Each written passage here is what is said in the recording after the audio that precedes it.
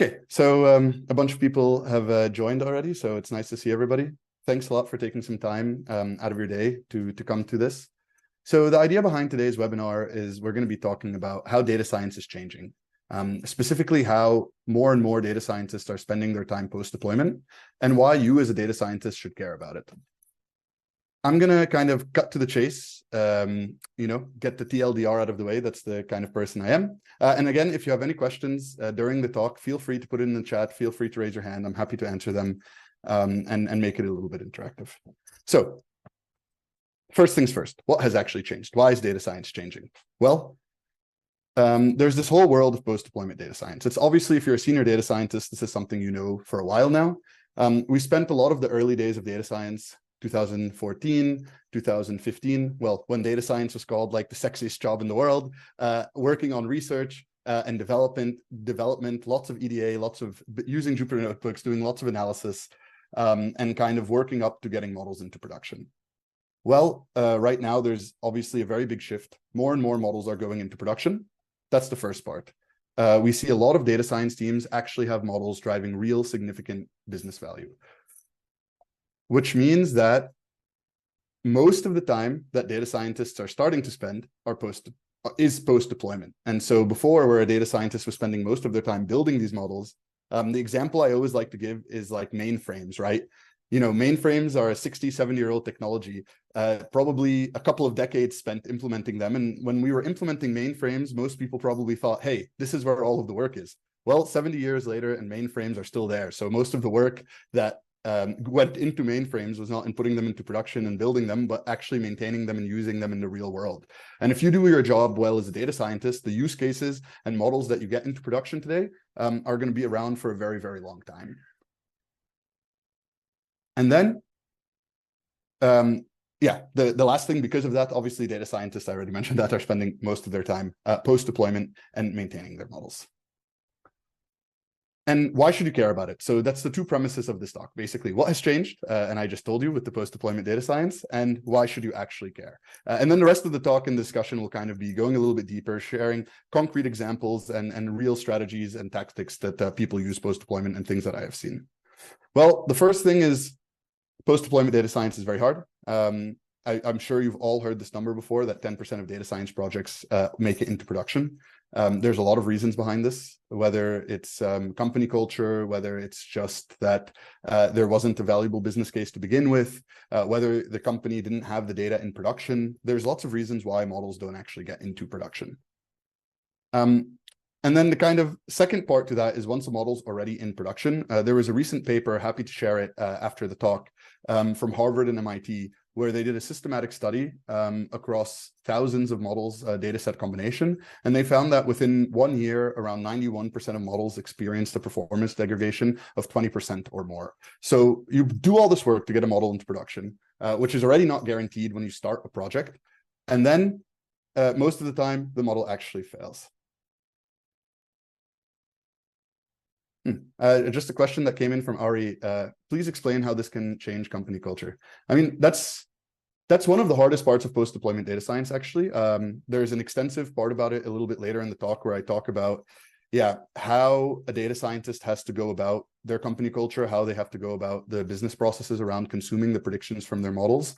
And I don't know if I can give all the answers. It's pretty difficult, but I've worked with quite a few data science teams to kind of try and help them bridge the gap within their organization to make sure that their models can be successful. So that's definitely something that we're going to dive into a little bit later.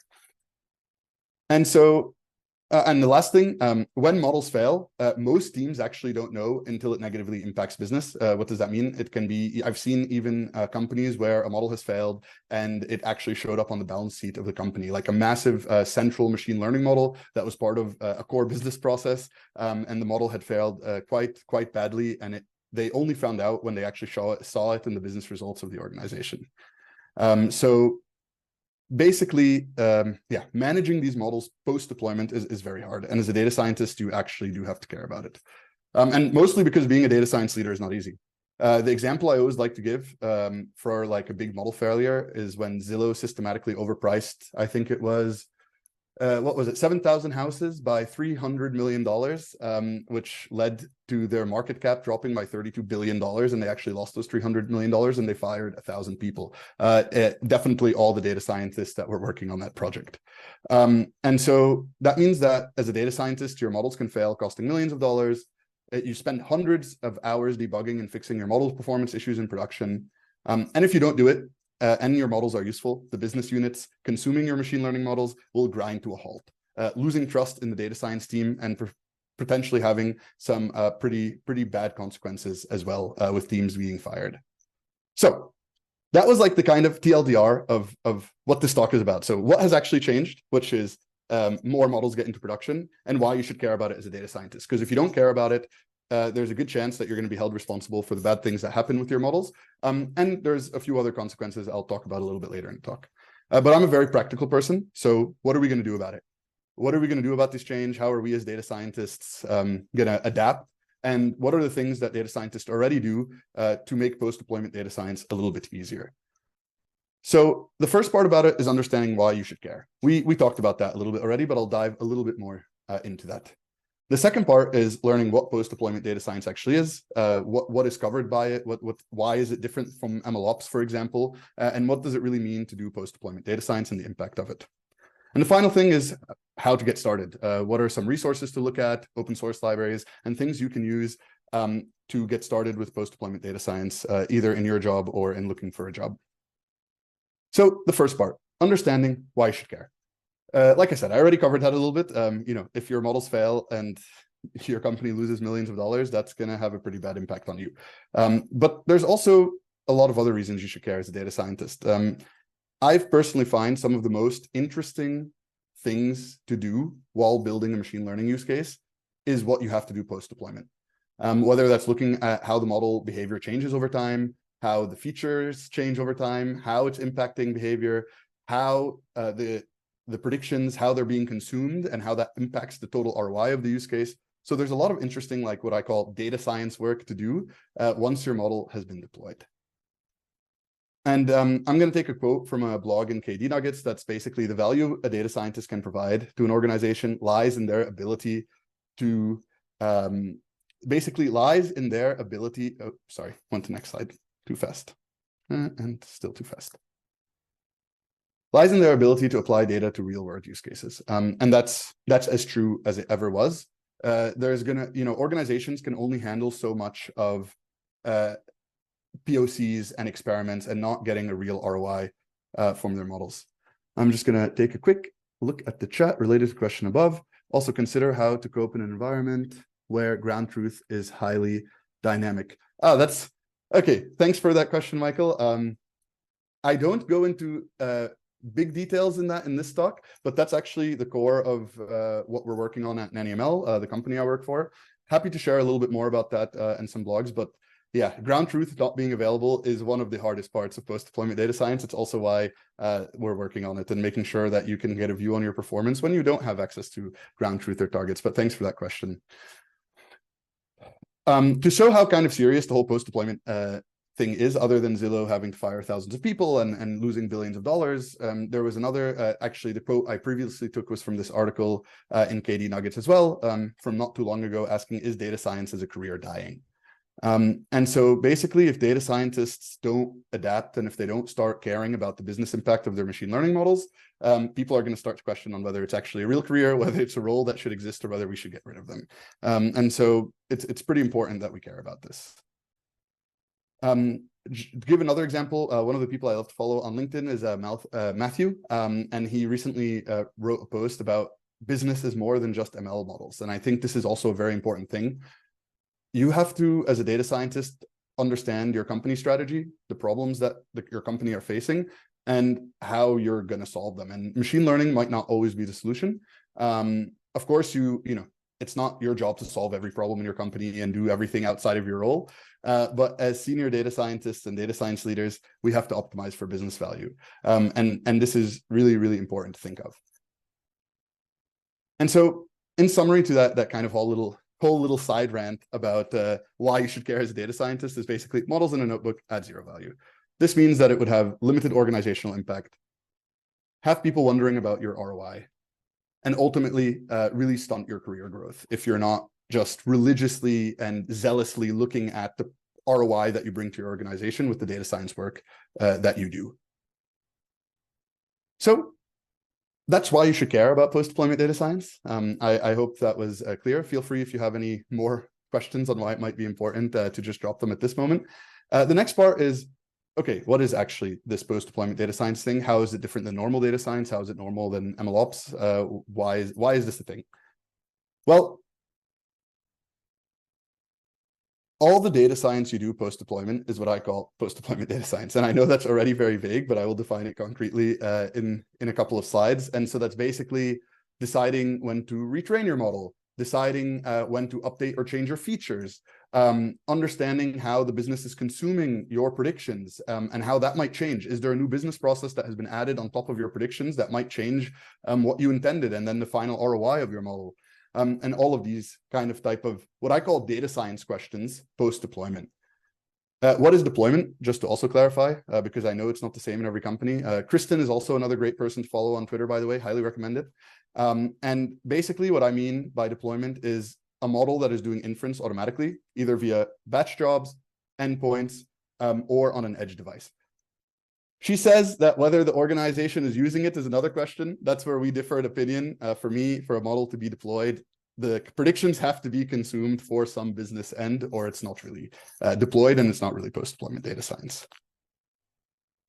So what is everything post-deployment? I already started to summarize it a little bit earlier, but basically model performance monitoring. If you have a change in model performance, doing the root cause analysis, fixing the issues that you might find from your root cause analysis, communicating with business about the impact of your machine learning model and maximizing it, making sure that the processes in place to consume your model are actually there.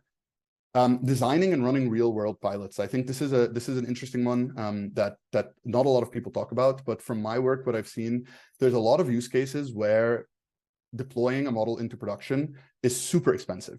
In the manufacturing sector, in retail sector, where you have to change aspects of the physical world to deploy a model into production, essentially. And so it's not just as easy as like, pushing a Docker container somewhere and saying, hey, look, our model is making predictions. No, you might have to change what people have to do. For example, in retail, you might have to change how the shelves are stocked to make sure that your predictions are being consumed at the right time.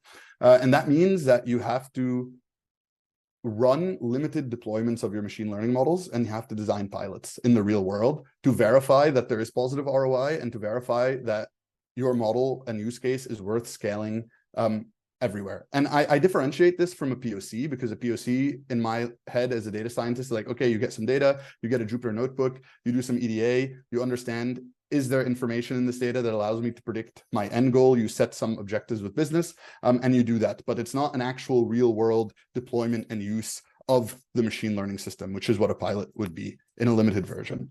And then of course, scaling the models across your organization after a pilot phase. Continuously experimenting to update your models to make them better, to drive more business value and more impact over time. And feature management. So basically, understanding how your features evolve over time, understanding, do they still have the impact on performance that I expect them to do? Should I update them, take them offline? Maybe features don't have information in them anymore because of seasonality or trends or whatever it may be. And so that's basically what post-deployment data science is. It's quite a big field. There's, of course, some overlaps with the things you would do pre-deployment, but the main idea here is that the use case or model that you're working with is already in the real world being consumed and driving business value. So some people might hear this and say, well, post-deployment data science, that sounds a lot like MLOps with extra steps. To me, what I've seen is that the MLOps part is very engineering focused, and where post-deployment data science is really about the data science questions, for lack of a better word. Like, is the model still driving business value? Does this feature still contain information or signal in it? Should we update the model? And on the other side, MLOps is more of like, is the model online? Or what's the latency? Are we still making predictions? How did we deploy the model? What does the infrastructure look like? So it's much more focused on the engineering operational side and not about the data science and the impact side of the model. And just to give a few examples, I already mentioned a little bit, if you look at like model monitoring for the MLOps version, it's like about latency, uptime, number of predictions, where the post-deployment data side is really about model performance, business impact, and things like concept drift detection. I'm going to open the chat quickly. No, just some reactions. Nice. And then another example I like to give, which is something we've seen more and more recently, is in feature management. It's almost like every part of the MLOps story has a parallel in the data science or post-deployment data science world. So when it comes to feature management, we all know about feature stores, where you're basically storing how a feature is calculated, the code for it, the pipeline definitions for calculating it, and maybe some documentation, where the post-deployment data science side of feature management is really feature importance over time, stability of the feature with regards to performance. Can new features give me more signal and increase the performance of my models? And these are very, very different questions, and it's a very, very different skill set than the MLOps or the engineering side of things. And so I hope those kind of two examples of model monitoring and feature management highlight how there are really a lot of differences between MLOps and post-deployment data science. And these differences kind of grow in time. The most advanced teams that I've seen manage their features very, very similar to how hedge funds manage their data and their features. So really looking at like how much signal is in this feature, and is this signal still relevant? And I think as more teams become more advanced, more of these post-deployment data science practices will kind of trickle out through organizations. So I also always like to make things quite concrete. So I'm going to start with an example and a couple of the workflows that I've kind of seen with post-deployment data science and the value of them. So to put a face on it, let's meet Fatima. She's a lead data scientist at a completely nondescript, non-real supermarket called Food Mart. She manages a team of 4 data scientists, and their main use case is demand forecasting. And I've spoken to a lot of retail data science teams. Oftentimes, their demand forecasting use case can add anywhere between $50 million to $200 million a year, if not more, in value every year. So these are super important, very business-centric machine learning use cases. So Fatima is obsessed about post-deployment data science and post-deployment model performance. The way she kind of thinks about it is the most important thing is understanding a company's strategy, managing all the stakeholders, and communicating the results. And why do I kind of highlight this as a first step? Because although data scientists tend to be a little bit more business, or actually a lot more business oriented than software engineers or people from a more engineering discipline, they still sometimes lack the understanding or internalization of the business strategy. And so what I mean is that, like, okay, what is your company strategy for the next quarter or the next year, whatever it is? And is it related around revenue generation, or is it related around cost savings? Or is it related around something else completely? Because if everyone in your company is swimming towards revenue generation and you propose a new use case that's actually about cost savings, that's probably a bad idea, even though rationally it could make the company or save the company a lot of money, but it's swimming against the trend of what your company strategy is. So it's super important as a lead data scientist to understand your company strategy and make sure that the use cases that you're working on and what you propose to work on fits within that strategy very well. So you can get other stakeholders on board and understand why it's important and why you should be doing it. And then it's about, like I mentioned a bit earlier, in these real world physical, I always call them the physical use cases. Demand forecasting involves moving products from warehouses and putting them on shelves, or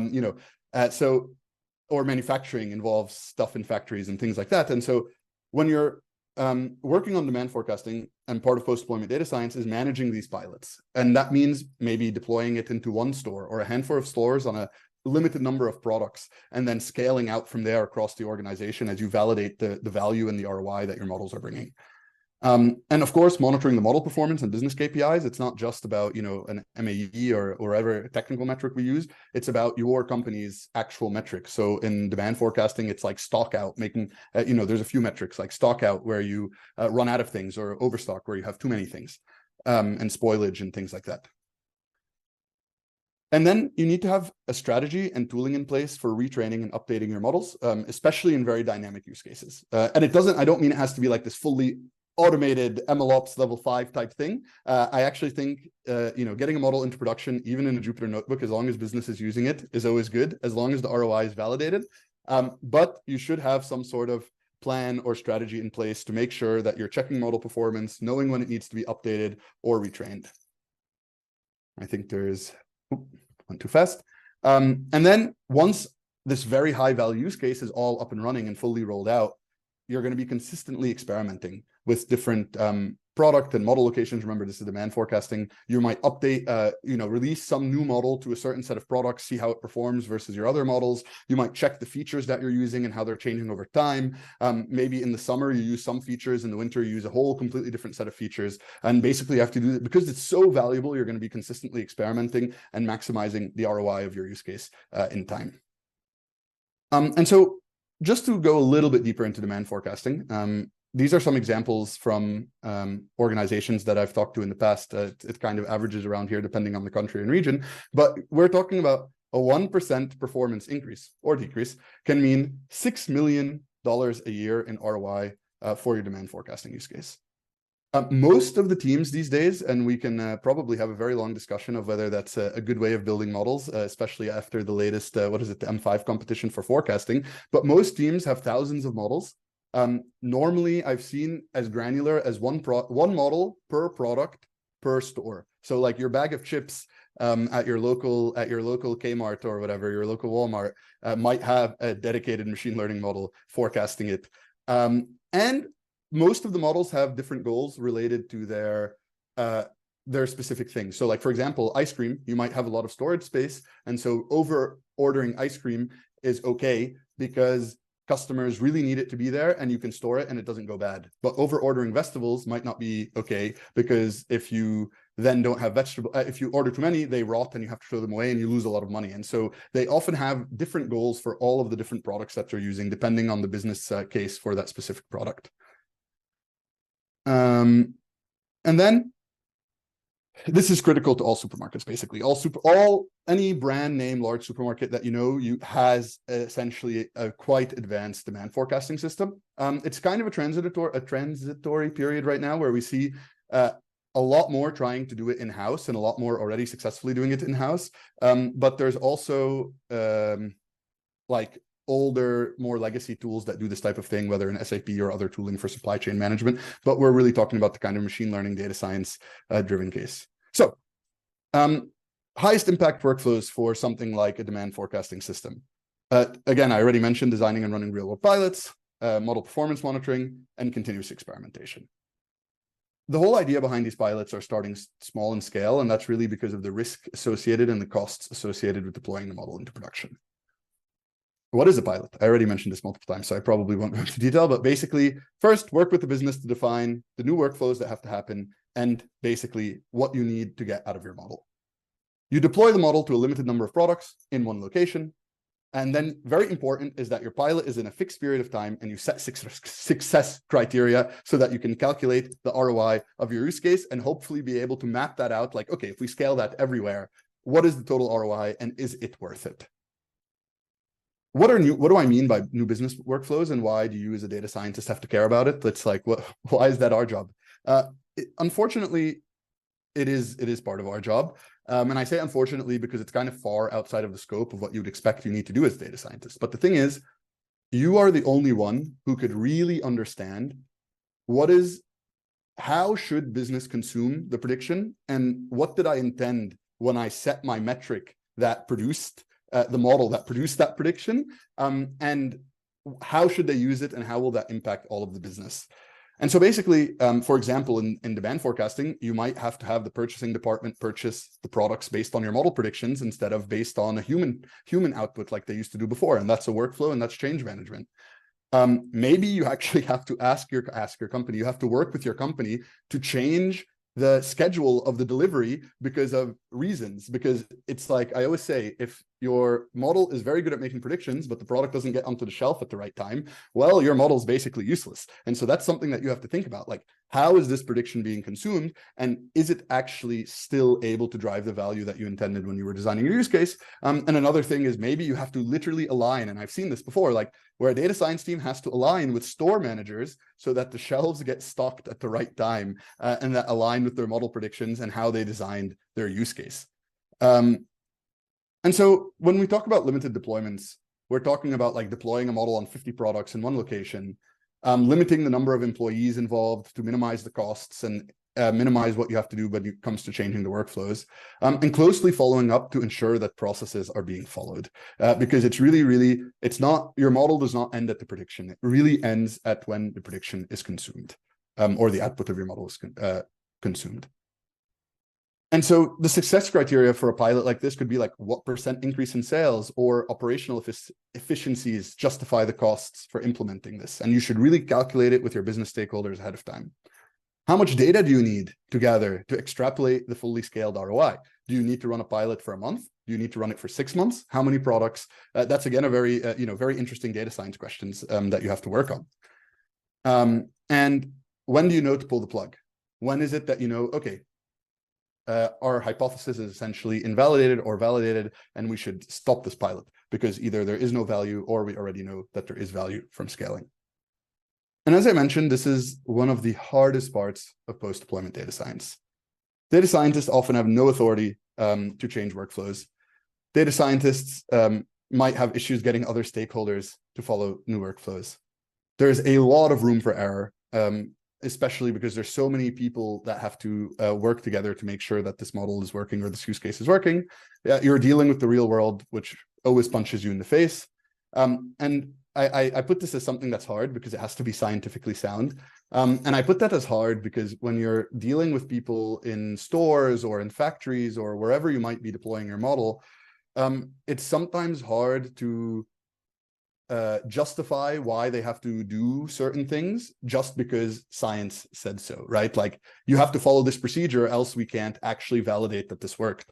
And that's pretty hard when dealing with the real world and explaining to non-scientists and non-data scientists why this is important. And so that's why we as data scientists also have to get very good at communicating and letting people understand why this is important. And I mentioned earlier about the company strategy, and one of the reasons it's so important to have what you're working on aligned with the company strategy is because of all this.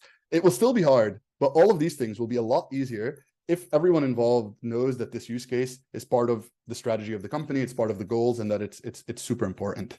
And maybe to kind of go back to the question earlier about like, how do I change the company culture?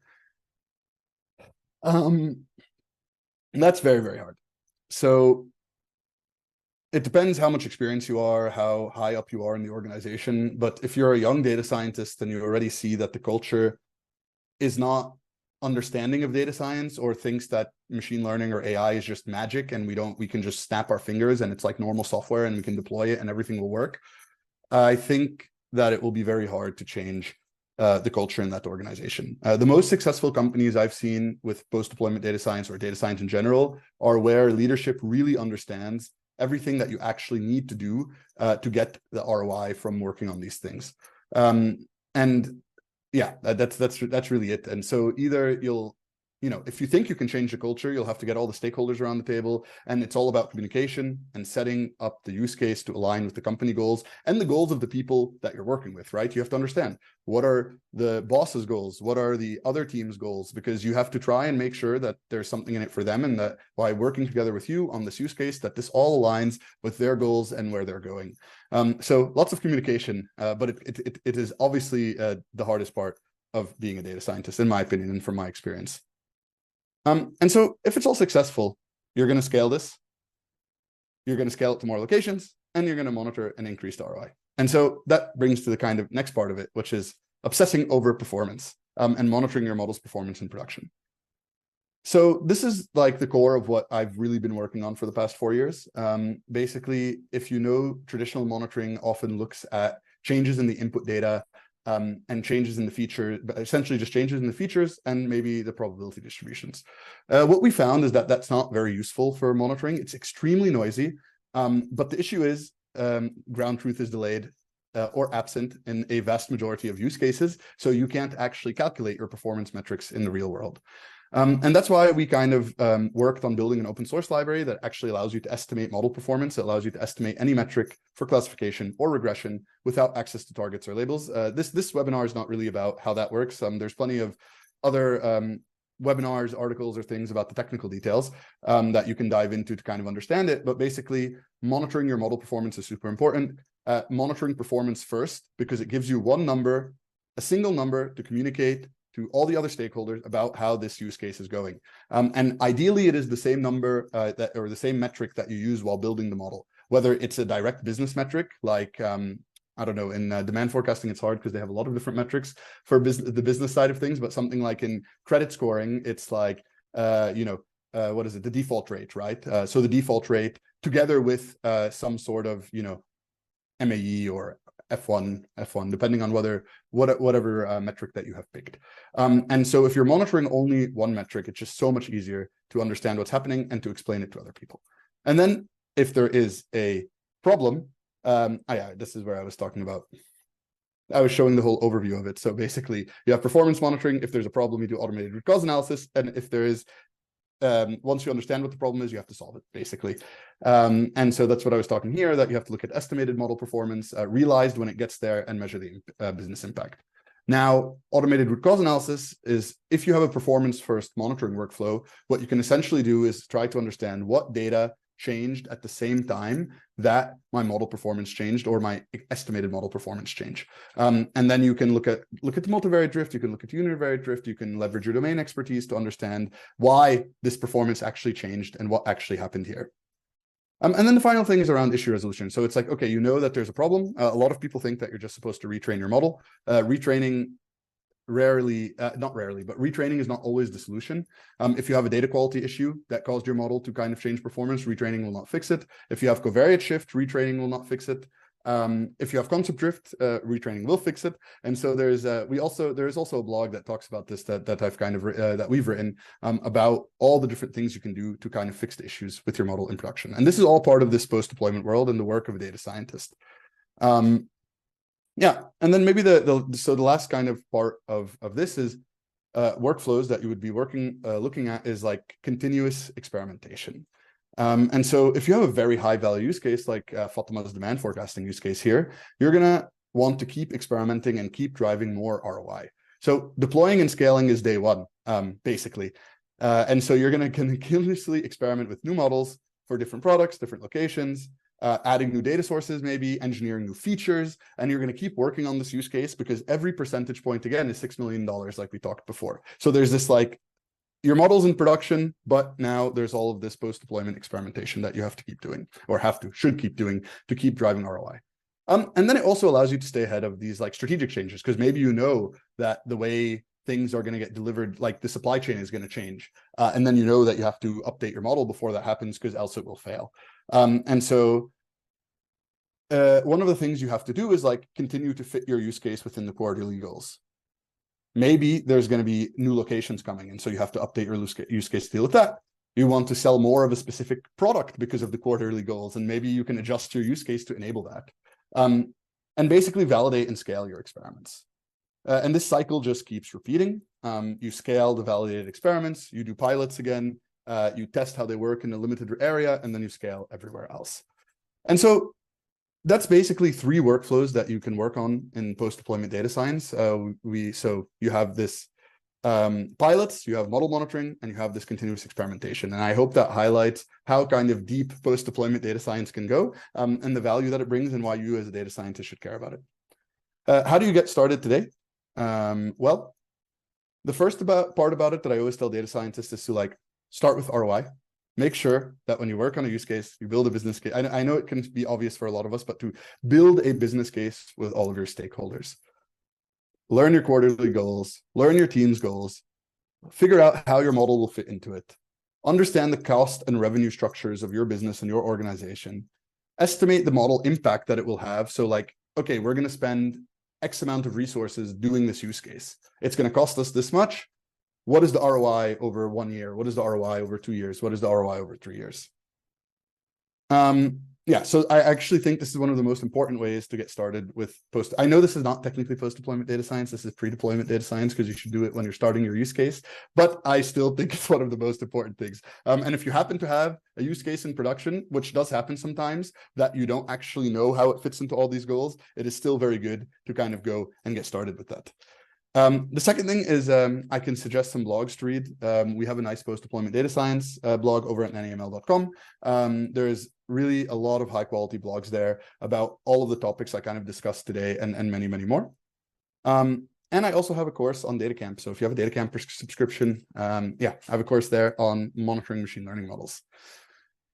And also following, there's, I know a lot of people don't like the content that comes on LinkedIn, and it's like sometimes cringy, but there is actually a lot of great data scientists on LinkedIn that speak about all of these topics. Raphael is a good friend of mine and has a lot of great content about MLOps, post-deployment data science, and often sharing lists of other resources that you can dive into. And the final part is implementing something. Build a post-deployment notebook. Feel free to use nannyML for that, which is one of our open source tools. And so you can just build a notebook, try to estimate your model performance, try to run some experiments and see how it impacts your model performance and things of that nature. But of course, this is always the last step. The tooling and the product that you use or whatever you use to do this is what comes after the foundations of your business case and your understanding. And so that's the last thing I would ask you to do. And so, yeah, basically, now you understand why you should care about post-deployment data science. You know what post-deployment data science is, I hope, and you can take some steps to get started today.